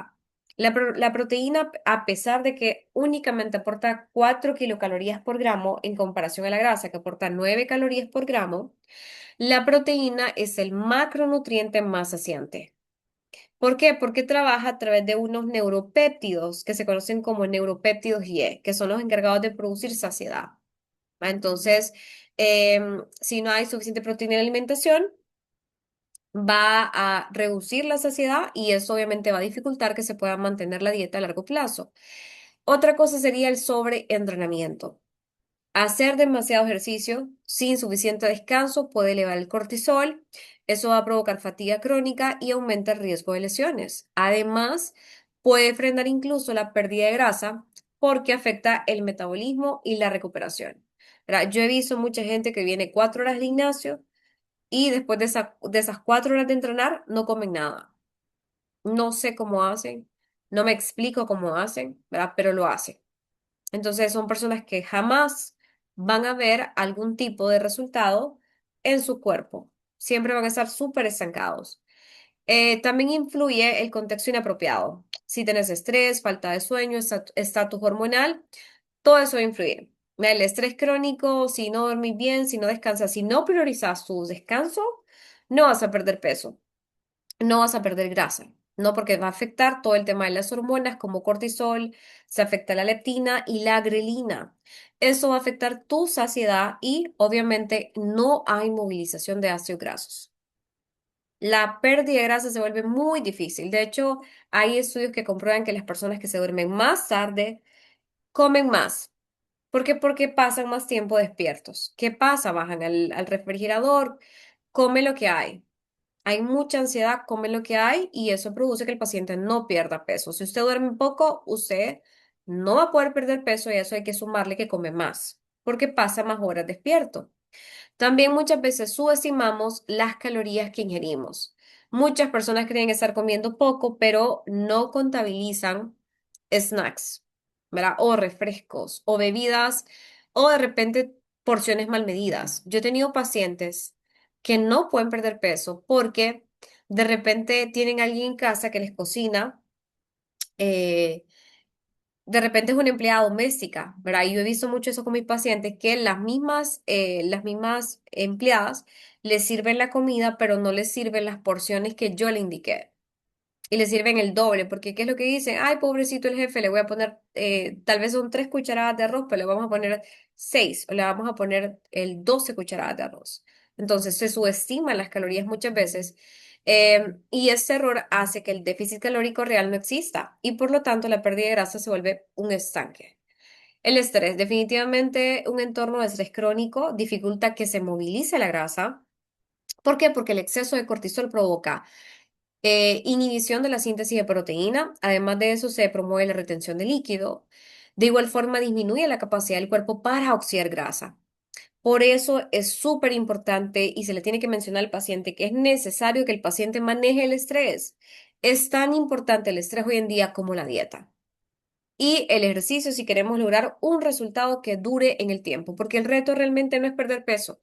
Perder peso es muy fácil. El reto es mantener el peso perdido en el tiempo, ¿va? Entonces, es complicado, ¿verdad? El tema del estrés. También tenemos, por ejemplo, muchas veces subestimamos las calorías ingeridas. ¿En dónde podemos subestimar las calorías ingeridas? Podemos hacerlo en salsa, por ejemplo, en cremas. Hay gente que de repente le pone ketchup a todo, al huevo, a todo. Yo he tenido pacientes que sí, y de repente se les olvida contarme en consulta que usan muchas salsas o aderezos. Cremas también, puede ser golosinas. Hay pacientes que vienen a tu consulta, te cuentan los 3 tiempos, pero no mencionan nada de las golosinas. No las cuentan como un tiempo de comida. Golosinas, galletas, churros, bebidas altas en azúcar, como por ejemplo gaseosas, jugo de lata, café, granitas, bebidas deportivas, repostería, dulces y helados. Muchas veces se subestiman, ¿no? Entonces, ahí ustedes pueden ver, esta imagen me encanta, la hizo Miguel Ángel Florido y es muy interesante. ¿Por qué? Porque ustedes pueden ver que el proceso de pérdida de peso es un proceso bastante complejo, ¿verdad? De repente cuando comenzamos a hacer actividad física, porque es lo primero que hacemos, comenzamos a hacer actividad física para reducir peso y a eso le vamos a sumar que el paciente hace reducción de calorías. Entonces, podemos combinar de repente entrenamientos muy intensos con dietas muy restrictivas. Esto va a generar de repente que haya un déficit calórico brusco.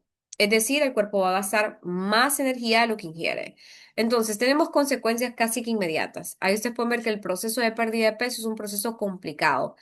Podemos tener pérdida de peso inicial. Definitivamente el cuerpo comienza a perder grasa y ¿qué pasa? También disminuye la masa muscular.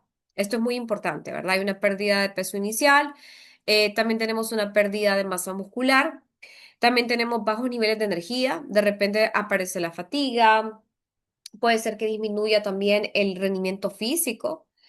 Hay una reducción de carbohidratos, ¿no? Es lo primero que la gente hace, los carbohidratos. Ahí ustedes pueden ver, los carbohidratos, obviamente eso va a comprometer o va a producir que el músculo se vacíe de glucógeno. ¿Y qué va a pasar? Se va a ver comprometida la fuerza y la resistencia.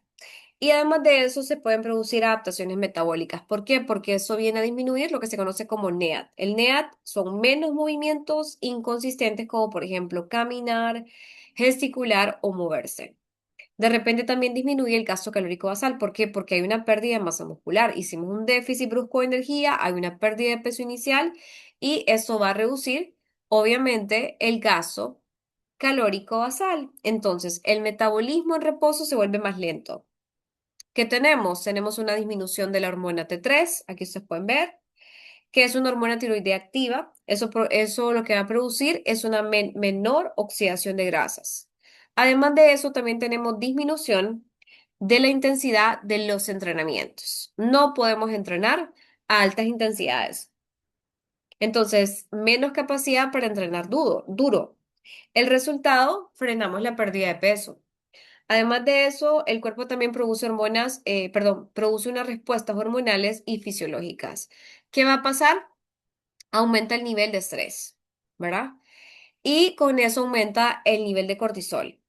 Va a producir el cuerpo una retención mayor de líquidos, también va a producir una pérdida de masa muscular, va a producir una peor recuperación. Además de eso, tenemos disminución de leptina, que es la hormona de la saciedad, hay más hambre, el paciente tiene atracones y a eso hay que sumarle disminución de estrógenos. Tenemos un riesgo de amenorrea en mujeres, podemos tener osteoporosis y problemas reproductivos. Además de eso, el sistema inmune se deprime. Aquí vemos una depresión del sistema inmune. Tenemos más riesgos de lesiones y enfermedades. Todo eso genera una conducta compensatoria. ¿Qué significa eso? Lo que les he mencionado, ¿verdad? Tenemos hambre excesiva. El paciente tiene atracones, tiene saltos de dieta, el paciente tiene periodos de ansiedad en donde hace ingesta de comida basura, exceso de calorías posteriores y hay riesgo también de trastornos de conducta alimentaria, ¿verdad? La obsesión con la comida puede generar bulimia, incluso atracones o que el paciente tenga restricciones extremas. Como resultado final de todo este proceso de pérdida de peso, hay una peor composición corporal. ¿Por qué? Porque tenemos pérdida de masa muscular más ganancia de grasa. O sea, recuerden que el músculo y la grasa pelean por un compartimiento. Yo le llamo la pelea de los compartimientos corporales. ¿Por qué? Porque la grasa y el músculo, si bien es cierto, pueden coexistir o convivir entre sí, pero se repelen. Por general, si hay pérdida de músculo, tenemos una ganancia de grasa corporal. No siempre, pero es muy probable que ocurra. También tenemos efecto rebote, ¿no? Tras un tiempo de tener una dieta muy estricta, el cuerpo busca recuperar la grasa perdida e incluso comienza a acumular más. Tenemos una reganancia de grasa corporal y eso va a producir una alteración de la microbiota. Empeora la digestión, el metabolismo y la regulación de la dieta. Definitivamente, entonces, esto crea un círculo vicioso y es el ciclo vicioso del ratón. Ahí tenemos un ratón, es el eterno ciclo vicioso de las personas, de todas las personas en el mundo. Comenzar la dieta en enero, duran enero, febrero y si acaso marzo. Lo que los mantiene motivados son las vacaciones de Semana Santa. Van a la playa, se quieren poner un traje de baño, luego de Semana Santa retoman el peso, dejan de ir al gimnasio, se vuelven sedentarios, recuperan el peso perdido, luego vuelven a perder peso como para eso de agosto y luego vuelven a aumentar de peso y luego quieren volver a perder peso para Navidad, después de Navidad y así. Y es un ciclo terrible, vicioso, en donde generamos pérdida de peso, adaptaciones metabólicas, generamos hambre excesiva, atracones y lo peor de todo, hay una recuperación del peso perdido. Eso es terrible porque produce efecto rebote, pero ahora tenemos un efecto rebote en donde aumentamos más grasa con menos músculo. Eso es terrible. Entonces, al final tenemos una peor composición corporal y esta es la razón científica de por qué mis pacientes no pueden perder peso, ¿verdad? Ahora ustedes lo tienen un poco más claro, le entienden un poco más. Adaptaciones metabólicas que van a durar hasta 5 años.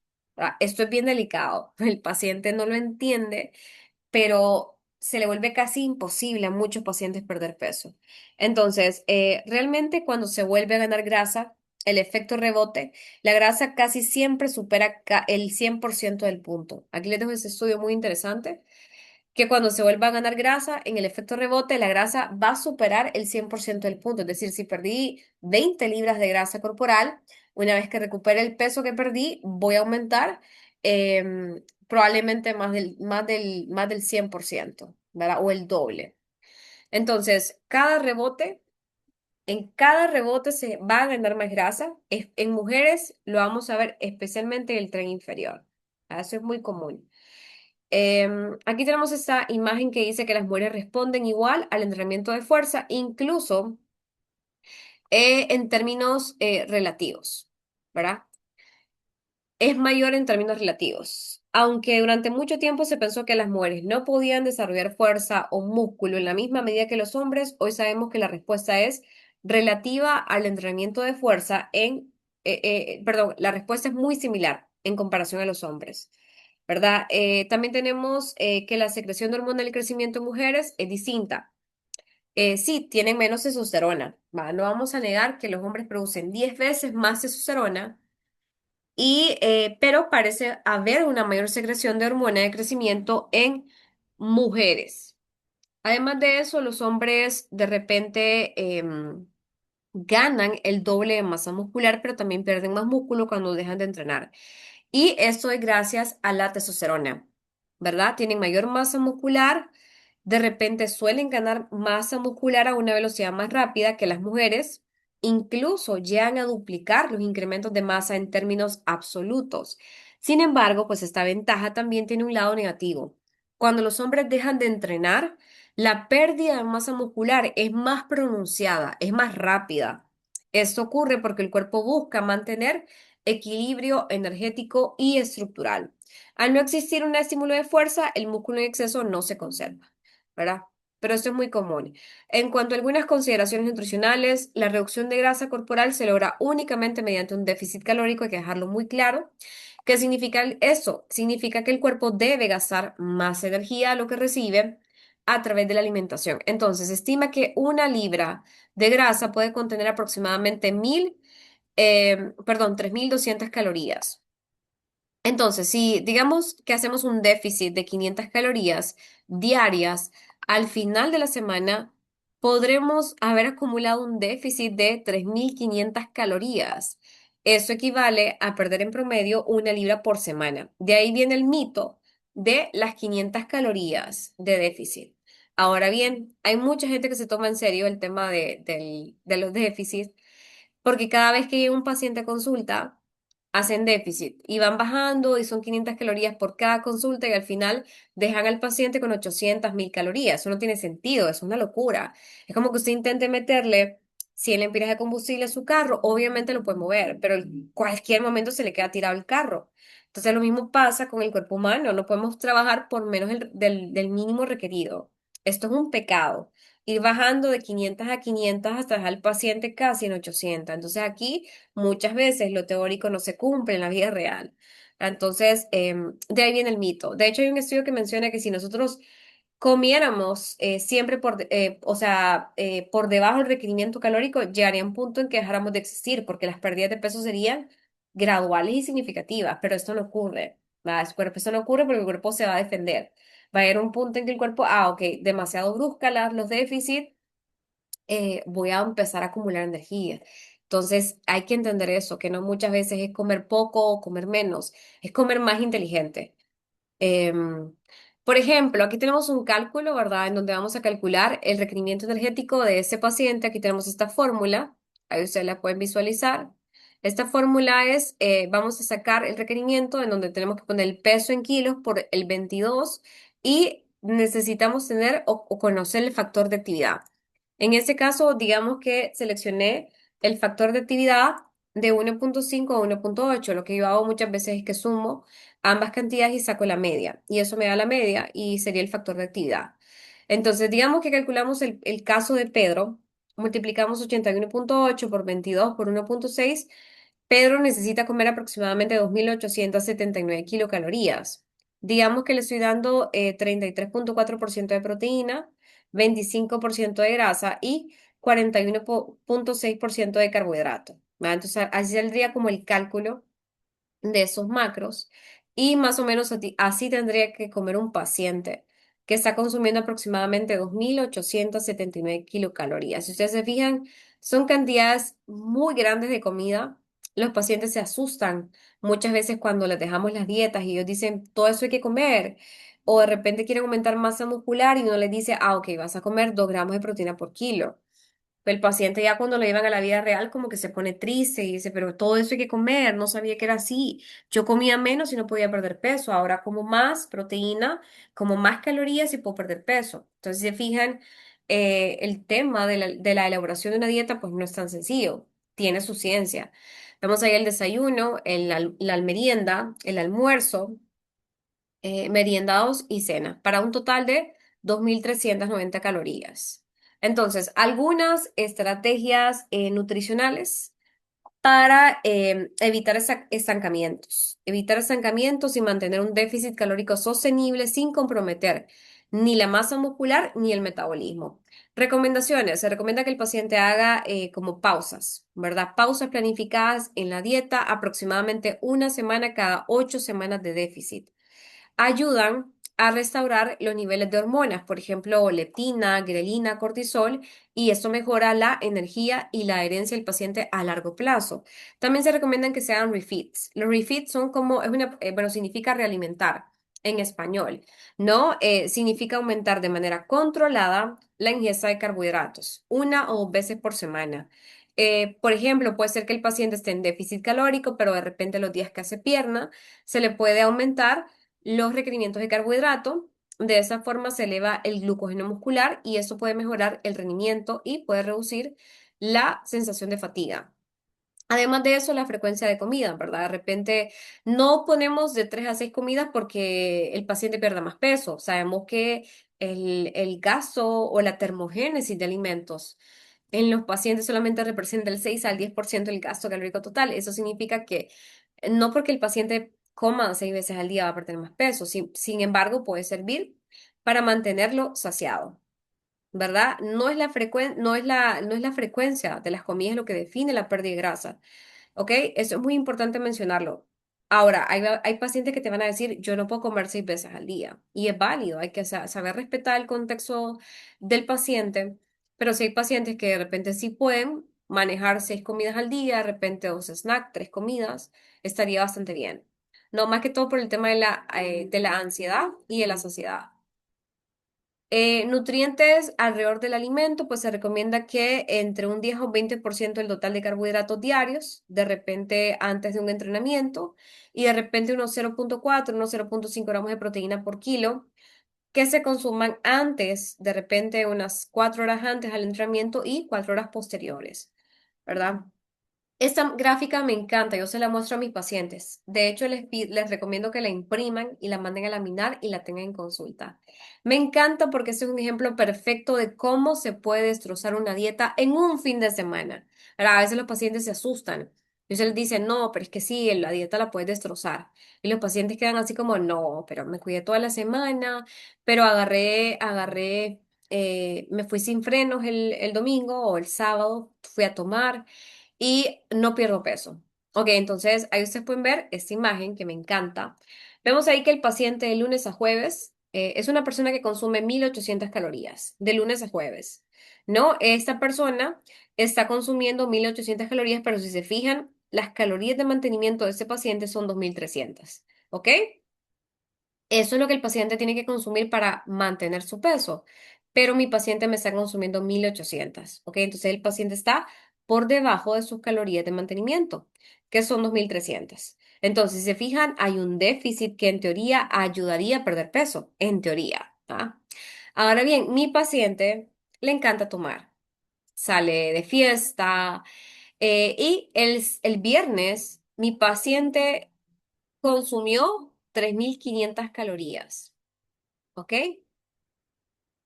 Hizo comida fuera de casa, tomó alcohol, comió pizza, comió postres y esto va a generar un superávit calórico. El día viernes y el día sábado mi paciente consumió 3500 calorías. El paciente, como buen paciente, regresa a su dieta el día domingo y empieza a comer nuevamente 1800 calorías como lo hizo al inicio de la semana. ¿Cuál es el resultado de eso? La media semanal de este paciente son 2300 calorías. O sea, el paciente pudo haber hecho un déficit de lunes a jueves. Ya le puedo decir cuánto hizo de déficit, permítanme. De lunes a jueves tenemos un déficit de 500 calorías por día. En total son 2000.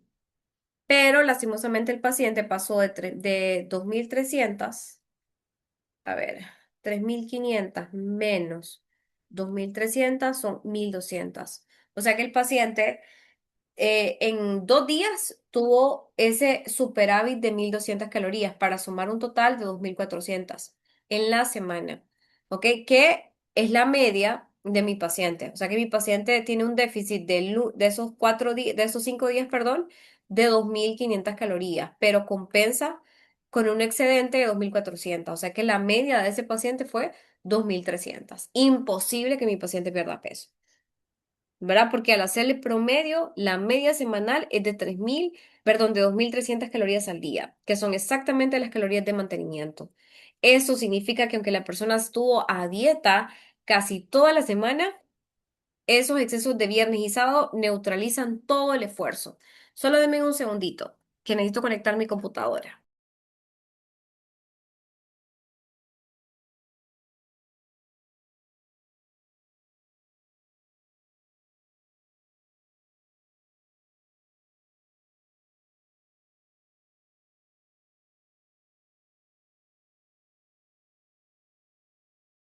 Ok, entonces vemos que el paciente tiene una media de 2.300 calorías. Ahí vemos que casi toda la semana se cuidó, pero el exceso de viernes y sábado neutraliza todo el esfuerzo que hace el paciente. Entonces, el resultado, no hay pérdida de peso porque el paciente se queda igual o incluso se puede ganar grasa si los excesos son mayores. Entonces, la constancia, como ustedes pueden ver, importa más que la restricción temporal. Un par de días de descontrol, ¿verdad? Y esa gráfica para esa imagen para que la ven y la tengan en consulta.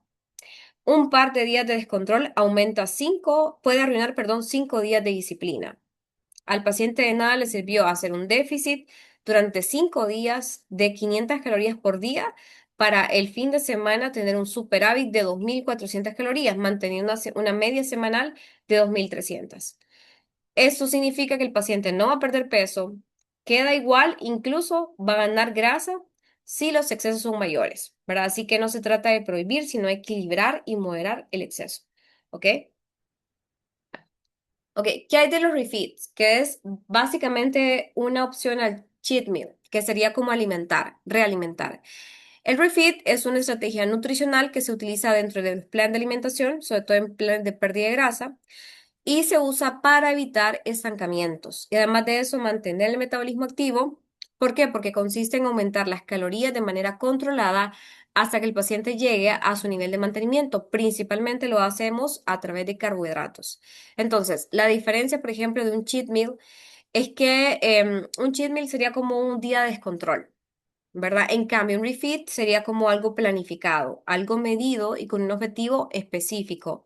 En lugar de comer cualquier cosa sin control, simplemente se incrementa de manera estratégica la ingesta de carbohidratos de calidad. Por ejemplo, el día que se hace pierna, se come más arroz, más pasta, más avena, más papa, evitando que haya exceso de grasa y azúcares. Tiene beneficios a nivel fisiológico. ¿Por qué? Porque cuando hacemos refeeds, hay una reposición de glucógeno muscular, tanto a nivel hepático y muscular, porque el cuerpo recupera reservas de energía y eso mejora el rendimiento deportivo. Además de esto, tenemos más energía para entrenar, se puede entrenar con mayor intensidad, con mayor fuerza y se aumenta el volumen en las sesiones de ejercicio. Además de eso, también se aumenta la leptina. La leptina es una hormona que regula el apetito y el gasto energético, evitando que el metabolismo se frene. Y de igual forma se incrementa el gasto energético total porque se eleva la termogénesis y esto puede aumentar el movimiento espontáneo, es decir, el NEAT, ¿verdad? A nivel psicológico, disminuimos la sensación de restricción constante. El paciente siente menos ansiedad y menos atracones, ¿verdad? Permite mayor flexibilidad y por lo tanto una mejor adherencia a largo plazo, ¿ok? Entonces, ¿cuál sería la recomendación de proteínas para pérdida de grasa corporal? La consideración sería entre 2.3 a 2.8. Eso depende si el paciente no tiene sobrepeso, ¿verdad? Una persona que está saludable y de repente quiere perder peso o mantiene un peso normal, podría usar la recomendación de 2.3 a 2.8, ¿ya? Sin problema. Entonces, creo que vamos a dejar la clase por acá hasta hoy porque tengo que pasar asistencia, pero ustedes tienen la obligación de leer las presentaciones en casa y de hacer lectura, ¿verdad? No logramos terminar toda la presentación porque sí es bastante contenido, pero sí, ya para terminar, aquí hago una diferencia entre ejercicio de cardio y fuerza. Les dejo un par de estudios en donde habla que el protocolo de fuerza tiene más impacto en la oxidación de grasas que el entrenamiento aeróbico. Em, También recomendamos hipertrofia como primer paso. Se debe de complementar con ejercicios de cardio, obviamente, también. ¿Qué más? Aquí esta gráfica que me encanta, siempre se las muestro a mis pacientes. Y ahí vemos 5 libras de músculo contra 5 libras de grasa. Si se fijan, el músculo se ve completamente pequeño. Se ve muy compacto porque ocupa menos espacio, pero las 5 libras de grasa que pesan exactamente lo mismo, ocupan más espacio. Entonces, el músculo siempre ocupa menos espacio que la grasa, pero vemos que pesan exactamente lo mismo. A ustedes pueden ver a dos personas pesando 250 libras, pero de repente una persona tiene 15% de grasa corporal y el otro restante eso es músculo, ¿no? Pero de repente puede ser que el otro paciente pese 250 libras, pero el 50% de su peso sea en base a grasa corporal. ¿Qué va a pasar? Van a pesar exactamente lo mismo, pero el paciente que tiene más grasa corporal se ve mucho más pesado, ¿verdad? Y eso es muy importante, el tema de la precaución. ¿Hasta qué punto podemos bajar el porcentaje de grasa? Si se fijan, los hombres pueden vivir con un 3% de grasa corporal como una grasa mínima esencial. Esa sería como la grasa mínima con la que un hombre puede vivir. La mujer en ese caso no debería jamás bajar de un 10%. Recuerden que los senos tienen grasa, que los glúteos tienen grasa, que las mujeres están hechas fisiológicamente para procrear. Eso significa que tiene que haber un reservorio adicional de grasa corporal. Los hombres pueden vivir con un 3%. Incluso esas cantidades ponen en riesgo la salud. Ahí vemos los rangos de porcentaje de grasa corporal por deporte. Vemos, por ejemplo, básquetbol, el fisicoculturismo, que maneja un porcentaje de 5%. Ciclismo también reporta porcentajes de un 5 a un 14%, eso depende de la temporada. Los gimnastas también manejan porcentajes muy bajos, sobre todo los hombres. Los corredores con un porcentaje de 5%. Los sprinters ahí manejan porcentajes quizás de 8%. Los nadadores que manejan porcentajes en el caso de los hombres que van de un 8%, en el caso de las mujeres pueden ir hasta arriba de 14%, muy normal. Y los tenistas que digamos que es el grupo de atletas que más grasa corporal tienen.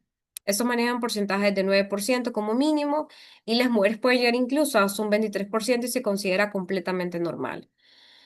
Aquí vemos las categorías de porcentaje de grasa según el sexo. ¿Verdad? Eso es muy importante que se considere. Nunca se considera el sexo ni la edad y sí tiene que considerarse.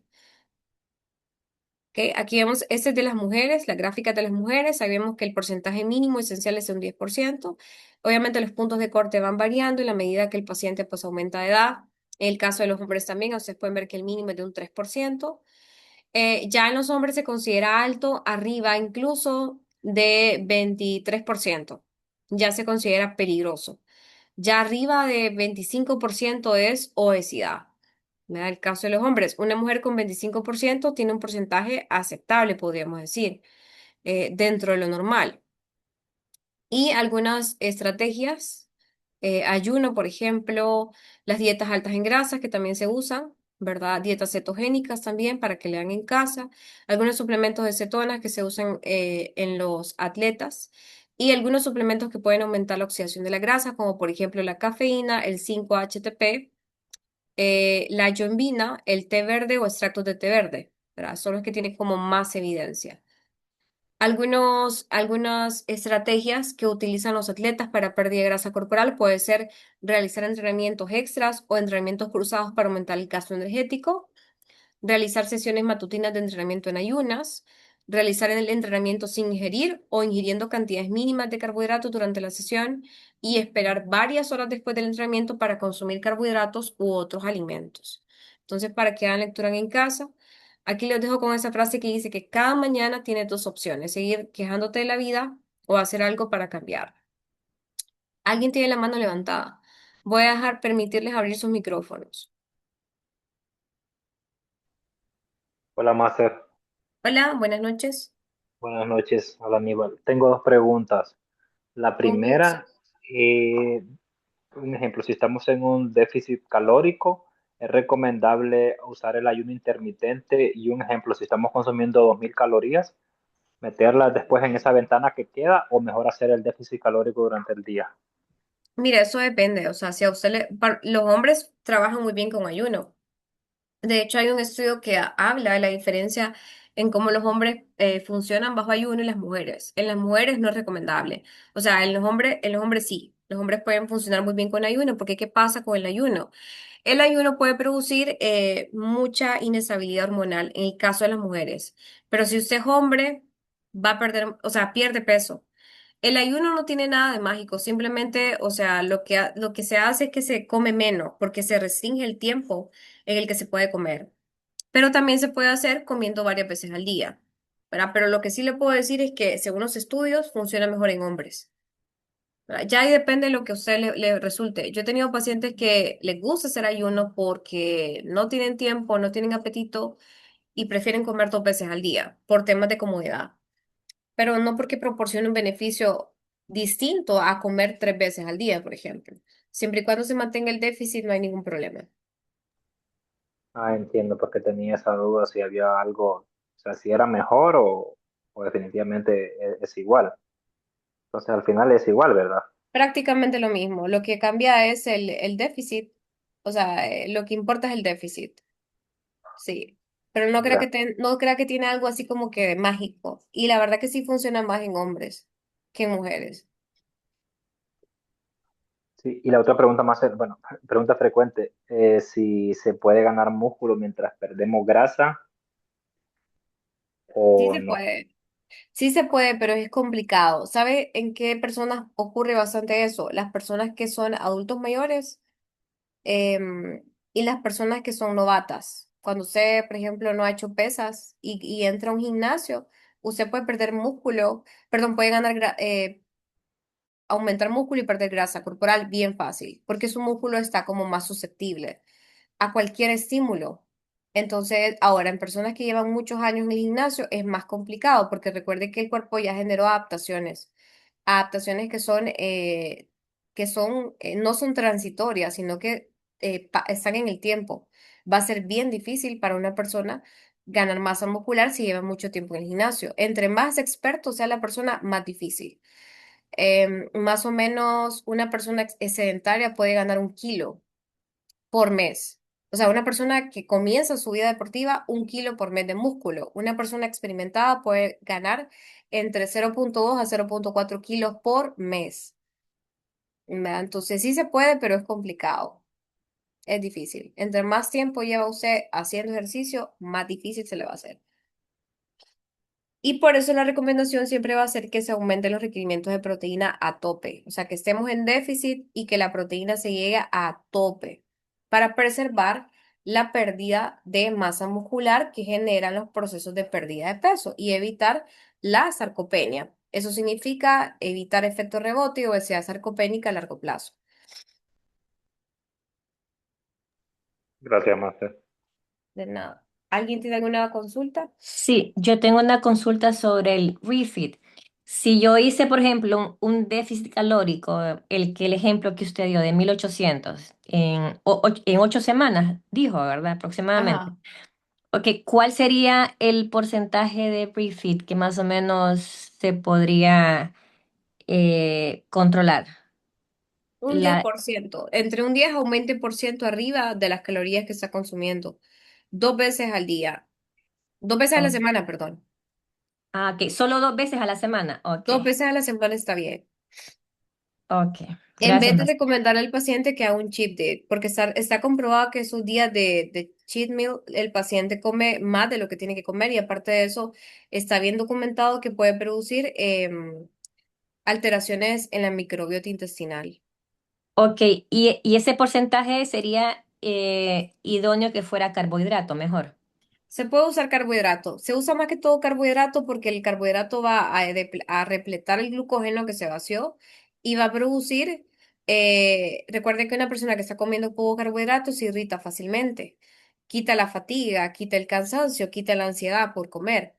Entonces, preferiblemente carbohidratos, porque el músculo se ve beneficiado. Si hay más glucógeno, entrenamos más pesado, con mayor intensidad, nos agotamos menos, así que se prefiere que con carbohidratos, definitivamente. Gracias, Máster. De nada. ¿Alguien más tiene alguna consulta, duda, comentario, aporte? Yo quería decir algo. pero es algo más así como relevante a lo que veo a veces en pacientes que Ajá. son así como diabéticos, que usted estaba comentando que a veces les da temor consumir bastante carbohidratos. Eh, la verdad que a veces es bien complicado cuando se ven personas diabéticas, porque a veces lo primero cuando uno les explica al respecto sobre la alimentación, y dicen, no, eh, yo ya estoy acostumbrada a no comer carbohidratos, incluso a veces no llego a consumir proteína. Entonces, es bien complicado venir y darle un buen asesoramiento, tanto nutricional y tanto darle a darle conciencia que debe de consumir tanto carbohidratos y proteína al requerimiento que debe de ser tanto al día como se estaba mencionando al respecto. Sí, y fíjese que pasa bastante incluso con las frutas, ¿verdad? De hecho, este año creo que se publicó un estudio bien interesante. Creo que a los médicos les hizo como un poco de eco, ¿verdad? Porque muchas veces prohíben las frutas a los pacientes. Y se publicó ese estudio ese año de que tanto, o sea, que si los diabéticos podían comer frutas. Y el estudio demostró que los diabéticos que comían más frutas tenían glicemias más normales. ¿Verdad? Obviamente eso tiene que ver con el tema de la fibra, el vaciado gástrico que se hace, pero sí, en efecto, pasa mucho con la fruta. Yo he visto un montón de gente diabética que no come fruta, ¿verdad? Y les quitan la fruta los médicos muchas veces. Y el paciente pues se ve frente a una situación de limitación, se frustra. ¿Y qué pasa? El paciente abandona, o sea, se hacia, se cansa y vuelve a comer, ¿verdad? Y solamente se aplica un poco más de insulina y listo. Pero es muy importante mencionar y hacer conciencia que los pacientes no tienen que dejar los carbohidratos, incluso pacientes diabéticos. Esto es muy peligroso y ya les he explicado por qué, ¿verdad? El glucógeno hepático se vacía por la noche. Si el paciente no comió bien, el paciente puede tener una hipoglicemia y se puede morir incluso. Es muy delicado. Sí, fíjese que incluso la semana pasada vi una paciente que el internista le dijo que ya era prediabética, incluso le dio como una dieta personalizada donde le limitaba casi todas las frutas y bastante carbohidratos. Yo solo lo leí, yo le expliqué bien, ya ella se quedó un poco más tranquila por el hecho de que yo miré detalladamente lo que el internista puso y yo dije, esa es una restricción exagerada, pues la persona va a tener esos picos que usted está explicando. Entonces, ya cuando a una persona se le llega a asesorar bien y cómo debe de consumirlo, cuáles son las porciones, tanto de carbohidrato, proteína y las frutas, pues ya se quedan más tranquilos porque esa persona estaba como que traumada después de que el internista la vio y le explicó que no tenía que comer varias cosas. Entonces, a veces uno tampoco va a venir y le va a decir al internista, ah, mire, usted en esto se equivocó, porque va a decir, y usted, no sé, a veces es bien complicado con venirse y dar alguna referencia a algo que no está bien con un especialista, pues una persona que tiene mucho más años de experiencia que uno también, pues. Zapatero a su zapato, ¿verdad? Es importante. Cada quien en su área. Esto es muy importante. Pero bueno, así es, de todo se mira. Pero lo importante es aprender, ¿verdad? Y aprender es estar en constante educación, uno, y explicarle al paciente en la medida de lo posible cómo funciona esto, ¿verdad? Pero bueno, si no hay más consultas, dudas, comentarios, entonces damos por finalizada la clase de hoy. Recuerden que el día de mañana termina el curso. Hoy pues la asistencia la tomo con las fotografías de acá, Master, de una consulta antes. adelante.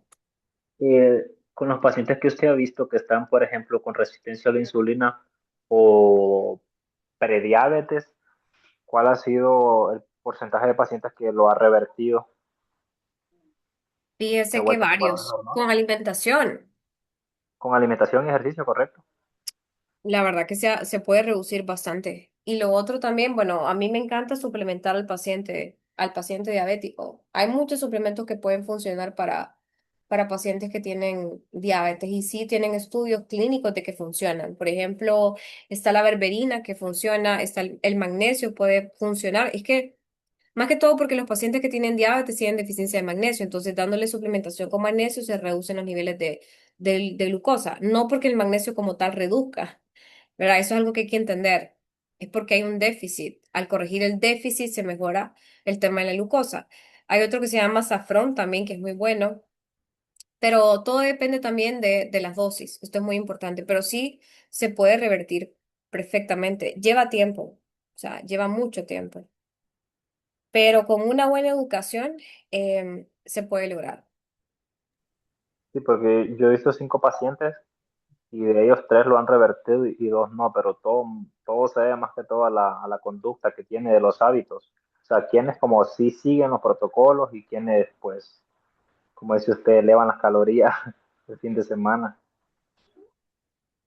Definitivamente la educación. Si no, o sea, los pacientes se pueden hacer cirugías, usar medicamentos. Bueno, de hecho, los pacientes que usan Ozempic, estaba leyendo que la mayoría recupera el peso que perdió después de dejar de usar la Ozempic.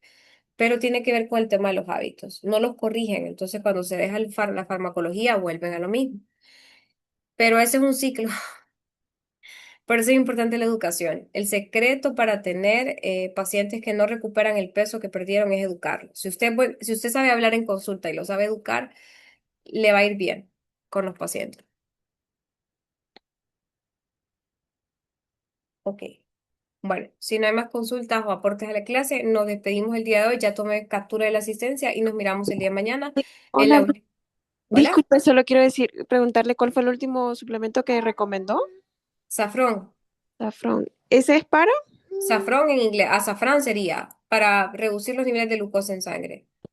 Ah, ok, muchas gracias. Mañana creo que voy a hablar un poquito acerca de la suplementación en pacientes con diabetes. Oh, Voy a intentar hablarlo. ok. Máster, ese safrón yo he escuchado que ayuda también para la depresión y para la ansiedad, ¿no? Fíjese que los suplementos tienen diferentes beneficios en diferentes contextos, pero muchas veces no presentan estudios clínicos aleatorios ni revisiones en ese contexto. En el contexto de diabetes sí ha logrado beneficios. A Mm, nivel de, habría que investigar más, pero en lo que yo he podido leer y en lo que sé es a nivel de diabetes. ok. Que tengan feliz noche. Nos miramos el día de mañana. Buenas noches.